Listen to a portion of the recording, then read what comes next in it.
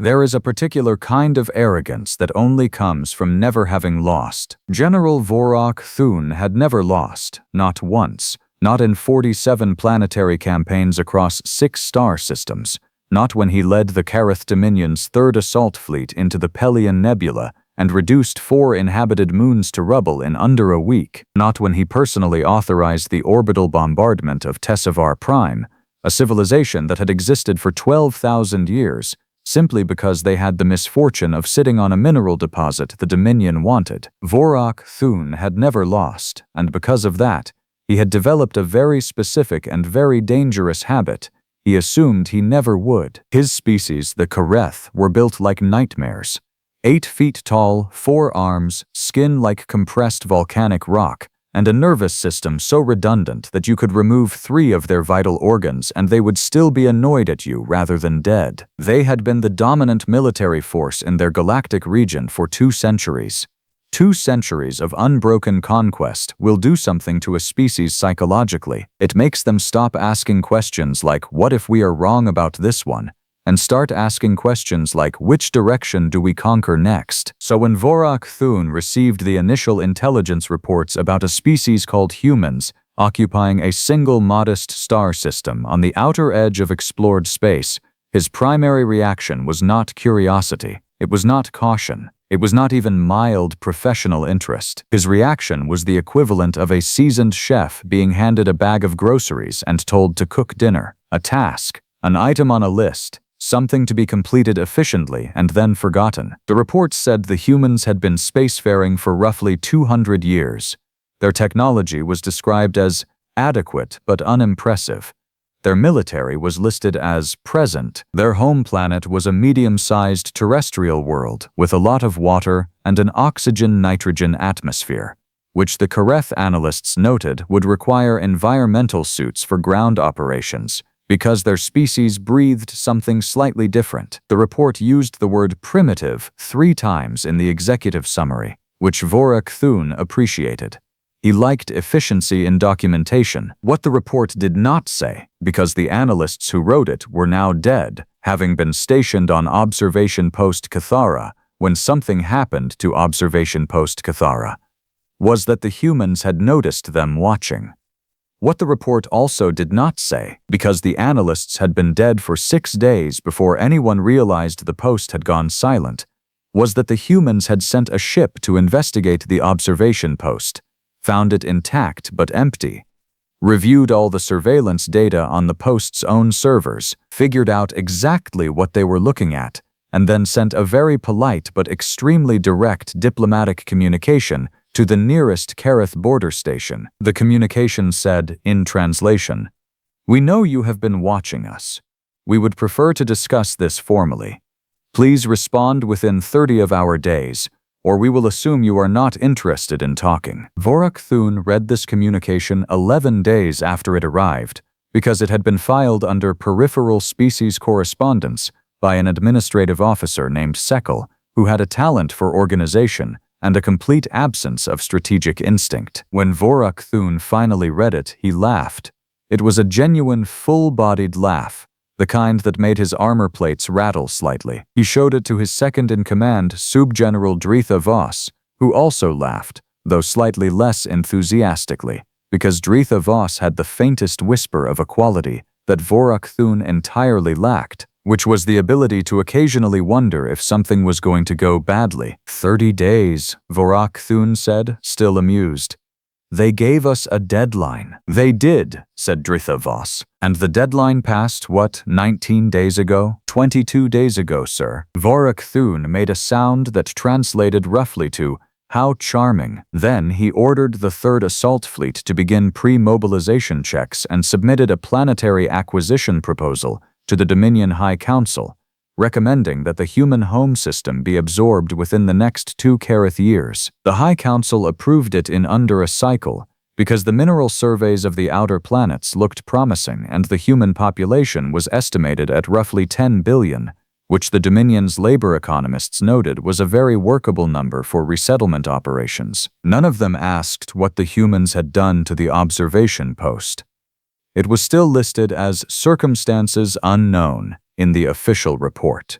Vorrakh Thuun had assumed a systems failure. It was the sensible assumption, because the alternative, that a species with 200 years of spaceflight had managed to silently extract an entire complement of Karreth operatives from a hardened military installation without leaving evidence of how, was not a sensible assumption. The first engagement happened at the edge of the human system, near a gas giant the humans called Neptune. This was, in retrospect, significant, because it meant the humans had placed their first line of defense approximately as far from their home planet as it was physically possible to be, while still technically being in the same system. Vorrakh Thuun noted this disposition, concluded it meant the humans were intending to delay rather than stop his advance, and found it tactically transparent. An enemy trying to slow you down was an enemy who knew they could not defeat you. He had seen this pattern hundreds of times. He had not, however, seen what came next. The human vessels were smaller than his. There were fewer of them, roughly 40 to his 300. They were arranged in a configuration that the Karreth tactical computer initially could not classify, which caused a minor processing delay before the system defaulted to irregular formation and moved on. The human ships held position as his fleet approached. They did not hail him. They did not transmit warnings. They did not do the thing that every other species facing the Third Assault Fleet had done, which was either run or talk too much, or both. They just waited. Vorrakh Thuun found this mildly odd, but attributed it to the species being, as documented, primitive. Perhaps they did not understand what they were looking at. Perhaps they were frozen by the scale of his fleet. He had seen that before too. He gave the order for the fleet to advance to weapons range and prepare for a demonstration bombardment of the gas giant's largest moon, a standard intimidation technique that had preceded peaceful surrenders on 14 separate occasions. The bombardment never happened. What happened instead was that 37 of his 300 ships stopped responding to communications within approximately 4 seconds of each other. Not destroyed, not damaged, just stopped responding. Their running lights were still on, their mass signatures were still present, but no one inside them was answering. Dritha Voss looked at the tactical display, then at Vorrakh Thuun, then back at the tactical display. "Sir," she said, "we have lost contact with 37 vessels." "I see that," said Vorrakh Thuun, and his voice was still steady. "Because 47 campaigns, because never losing, because the arrogance that comes from that had not yet been fully dislodged." "Battle damage? No weapons fire detected. No energy signatures consistent with boarding operations. No debris. Sir, they are just..." Dritha Voss paused. "They are just quiet." Vorrakh Thuun opened a channel to his fleet and began issuing orders to the remaining 263 ships to tighten formation and advance. Before he finished the sentence, 11 more ships went quiet, and then the humans hailed him. The face on the screen was not what he expected, though he was not sure what he had expected. The human was smaller than a Karreth by a significant margin, with a smooth face, 2 eyes, an expression that was difficult to read, and absolutely no armor. She wore a dark uniform with a small insignia on the chest that his translation system identified as a rank marker, but could not precisely classify. She had short dark hair, brown skin, and a manner that could most accurately be described as patient in the way that a geological formation is patient. She said, in translated Karreth, "General Thuun, I am Admiral Bekova of the Terran Unified Defense Force. 48 of your ships are currently in a state I would describe as temporarily incapacitated. No one inside them has been harmed. If you would like to discuss terms, I am available. If you would prefer to continue your advance, the next 48 ships will have a less reversible outcome. I will give you 30 seconds. Vorrakh Thuun stared at her. The 30 seconds passed in near total silence on his bridge. He became aware, slowly, that Dritha Voss was looking at him with an expression he had never seen on her face before, and it took him a moment to identify it, because he had so little personal reference for the emotion. It was fear. His tactical officer, a Karreth named Orveth San, spoke up very quietly. "Sir, the 48 incapacitated ships. Our diagnostics show their crews are alive, but all electronic systems have been, sir." I do not have a word for this. Folded. It is the only description I have. The systems have been folded inward. Folded, Vorrakh Thuun repeated. Yes, sir. The ships are physically intact, but every circuit, every processor, every power relay is just. Orveth-san stopped. Folded, sir. Admiral Bekova's face was still on the screen. She had not changed her expression. She did not appear to be doing anything dramatic. She appeared to be waiting, calmly, as if she had already decided how this was going to end, and was merely allowing him the courtesy of arriving at the same conclusion at his own pace. Vorrakh Thuun had 47 campaigns behind him. He had never lost. He gave the order to hold position. Admiral Bekova, he said, and his voice was admirably steady, he thought, all things considered. I would like to discuss terms. Her expression shifted, just slightly. Not a smile, exactly. Something more considered than a smile. I thought you might, she said. Follow my lead ship to the station, General, and please, do not do anything that requires me to fold more of your vessels. Vorrakh Thuun had absolutely no idea what that meant. He did not ask. He followed the lead ship. Behind him, 215 Karreth warships followed a single human vessel through the outer dark, toward whatever waited at the edge of a system that was, he was beginning to understand, not nearly as unimpressive as the report had suggested. The report, he thought, had been very badly written. Sekal was going to have some serious questions to answer. If Vorrakh Thuun survived the next hour, the station was not what he expected either. But Vorrakh Thuun was beginning to accept that nothing about this species was going to be what he expected, and the sooner he made peace with that, the better his chances of making it back to Karreth space with his internal organs still arranged in their original configuration. It was enormous. That was the first thing.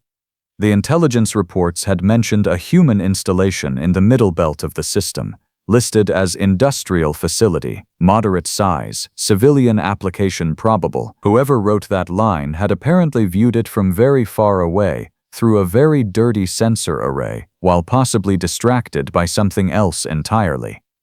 Because the structure that loomed ahead of his fleet was not moderate in any sense that Vorrakh Thuun recognized. It was a sprawling asymmetrical complex the size of a small moon, bristling with geometric protrusions and docking spines, and what his tactical officer identified, in a voice that had gone somewhat thin, as approximately 9,000 individual weapon emplacements. 9,000. His own flagship carried 42. Orveth, Vorrakh Thuun said quietly. Sir, are those weapon emplacements active? Orveth-san checked his instruments with the careful attention of someone who very much wanted the answer to be no. They are on standby, sir, but the power signatures suggest they could become active in approximately. He paused. Approximately 1 second. Vorrakh Thuun said nothing. He watched the station grow larger on the viewport and thought about 47 campaigns and how none of them had felt like this specific sensation of walking into a room and realizing the room was much larger than the door had suggested, and that something very big was already sitting inside it, watching you come in. The lead human ship brought them to a docking approach on the station's outer ring. Only his flagship was directed to dock. The rest of his fleet was given coordinates to hold position at a distance that was, he noticed, precisely outside optimal firing range for Karreth ship weapons, but comfortably inside the range of what those 9,000 emplacements could reach without even warming up. The humans had done the geometry carefully. He respected that, in the distant, slightly nauseating way that you respect a thing that is currently making your life very difficult. He was met at the docking collar by 6 humans in dark uniforms, none of them visibly armed, which he found more unsettling than if they had been carrying weapons. Dritha Voss accompanied him. She had not said anything since the bridge, but she stayed exactly 1 step behind him and slightly to his left, which was the traditional Karreth positioning that meant, I will guard your flank and I am deeply unhappy about this situation. He understood completely. Admiral Bekova was waiting for them in a room that the humans apparently used for meetings. It had a long table, chairs scaled for human proportions that Vorrakh Thuun did not fit into, and therefore did not attempt, and a viewport looking out at the gas giant Neptune, which hung there enormous and indifferent, its storms older than either of their civilizations. 3 other humans were present. A tall, older man with silver hair and a Terran military uniform covered in insignia, who was introduced as General Festus Okafor, Ground Forces Commander. A smaller woman with sharp eyes and a civilian jacket who gave her name as Dr. Pita Hanga and whose exact role was not specified, which Vorrakh Thuun found immediately suspicious, and a young man who sat at a separate console and did not introduce himself at all, but whose fingers were moving very slightly against the table surface, in a way that suggested he was interfacing with something Vorrakh Thuun could not see. He did not ask about the young man. He had a feeling that asking about the young man would lead to information he was not ready to receive. Admiral Bekova gestured at the space across the table in a way that communicated, "Please stand here," without requiring words, and Vorrakh Thuun stood there, and the meeting began. It was, in the technical sense, a negotiation. In the practical sense, it was Bekova explaining the current situation to Vorrakh Thuun with the calm patience of someone who has already won and is now simply waiting for the administrative paperwork to reflect that fact. She was not cruel about it. That was the thing that struck him most. She was not gloating, not performing triumph, not doing any of the things that Karreth commanders did when they had an enemy at a disadvantage, which generally involved a great deal of volume and occasionally some physical demonstration of strength. She was just clear. She was precise. She laid out facts the way an engineer lays out schematics, without emotional decoration, because the facts themselves were sufficient. The 48 folded ships, she explained, would be restored.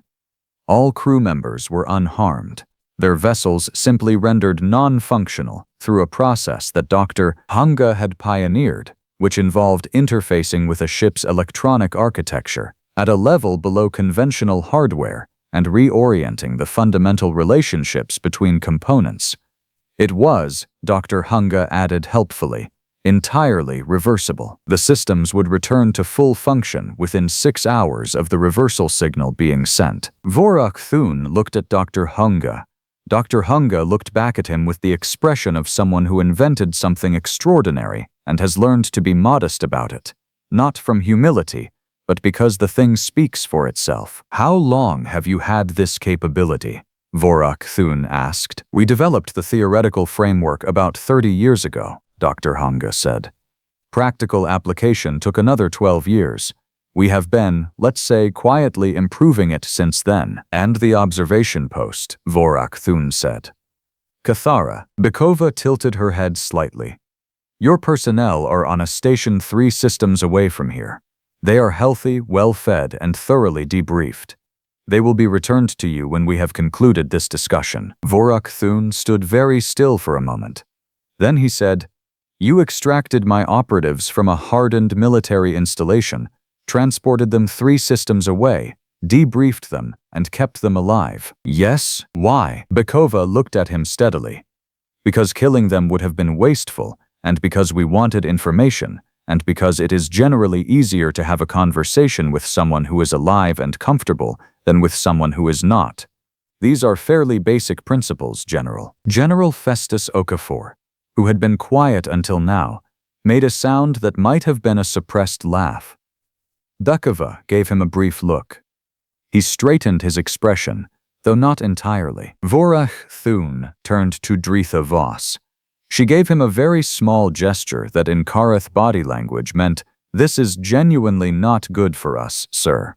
He turned back to Bekova. "What are your terms?" he said. What followed was 40 minutes of the most uncomfortable conversation of Vorrakh Thuun's 47 campaign career, and that was including the time on Karreth IV, when the indigenous species had turned out to have a previously undocumented chemical defense mechanism, and he had spent 6 days in a medical suite while his outer skin layer was replaced. The humans wanted 3 things. They were reasonable things, which somehow made them worse.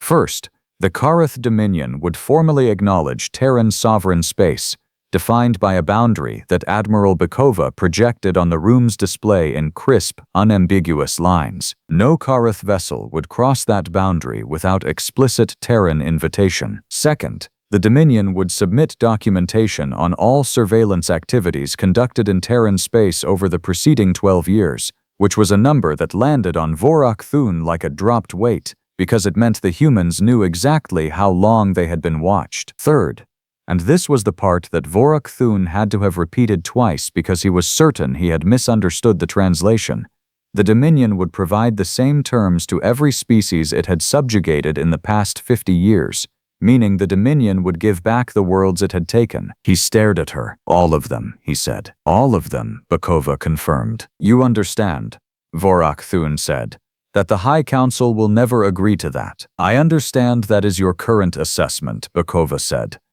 I would encourage you to revise it. On what basis? The young man at the console, who had still not been introduced, looked up for the first time. He had calm eyes and a small scar along his jawline, and the sort of focused stillness that Vorrakh Thuun associated with people who are very good at exactly one thing, and that thing is dangerous. He did not speak. He simply touched the surface of the console with 2 fingers. On the viewport, something changed.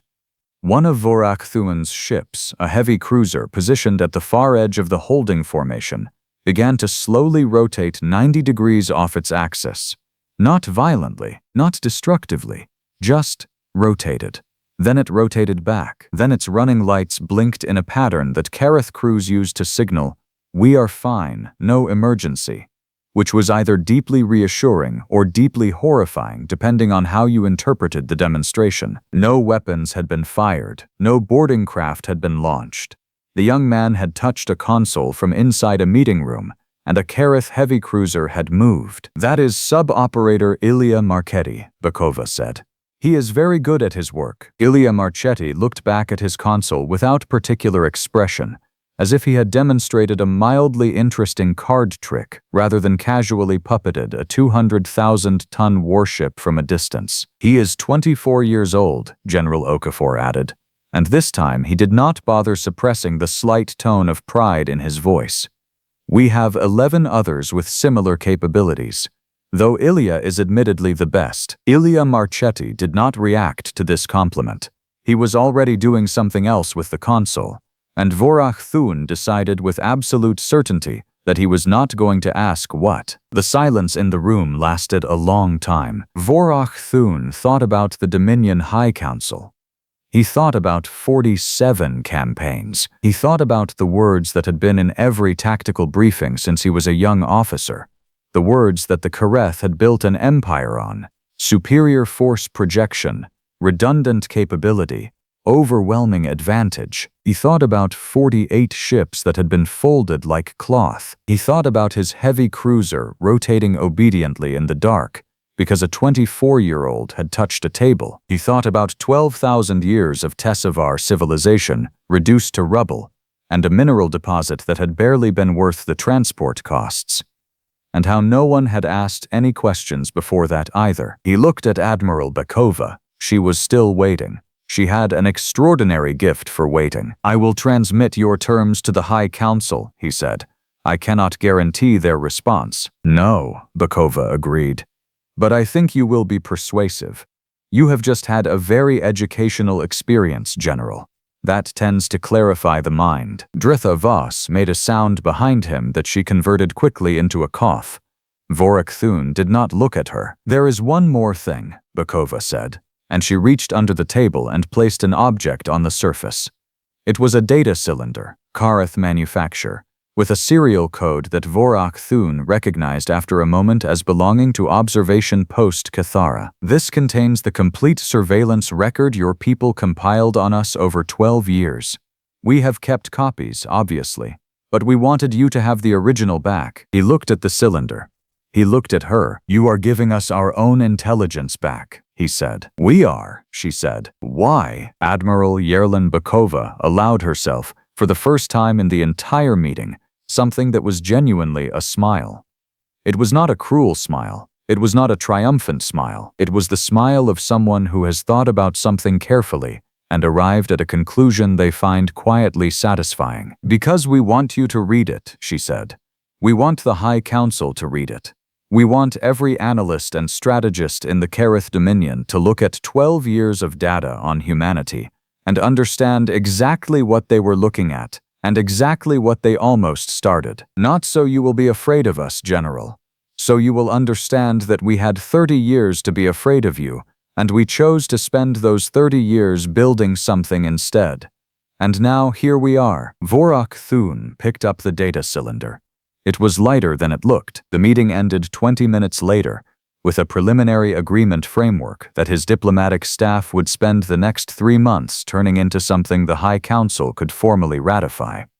The 48 ships were restored before he left the station. His crew reported that the systems came back online clean, without error, without trace of how they had been disabled, as if nothing had happened at all except that someone had briefly turned off the lights and then turned them back on again. The voyage back to Karreth space took 11 days. Vorrakh Thuun spent most of it reading the Cathara surveillance reports, all 12 years of them, with a thoroughness he had never applied to intelligence documents before. He read about a species that had detected they were being watched after approximately 4 months of observation, had spent the following years quietly reverse engineering what was watching them, had developed countermeasures, had built the station, had trained the sub-operators, had prepared 40 ships that had never fired a weapon and never needed to. He read about a species that had chosen every single time to prepare rather than panic, to build rather than beg, to wait rather than warn. He had been given 30 days to respond to a diplomatic communication. He had not responded. The humans had spent those 30 days running final system checks on 40 combat vessels and moving them quietly into position near Neptune. On the last day of the voyage, Dritha Voss came to his quarters and stood for a while looking at the stars through the viewport. Then she said, "The report really was badly written." "It was catastrophically written," Vorrakh Thuun agreed. Sekel filed it under peripheral correspondence. Sekel, Vorrakh Thuun said, is going to be managing inventory at a border depot for the remainder of his career. Dritha Voss was quiet for a moment. Then, "Sir, do you think the High Council will agree?" Vorrakh Thuun set down the data cylinder. Outside the viewport, the stars moved slowly past, indifferent and ancient, the same stars the humans could see from their small blue world, the same stars that had watched 200 years of a species deciding, very quietly and very thoroughly, that they were not going to be anyone's footnote. "Yes," he said, "I think they will agree." He did not say that he had sent ahead a private communication recommending agreement in terms so unambiguous that even the High Council's most aggressive expansion minister had responded with unusual brevity. He did not say that he had included in that communication a full account of what Ilya Marchetti had done to his heavy cruiser, and that the response to that particular detail had been a silence that said more than words. He did not say that 47 campaigns had taught him exactly one genuinely useful thing,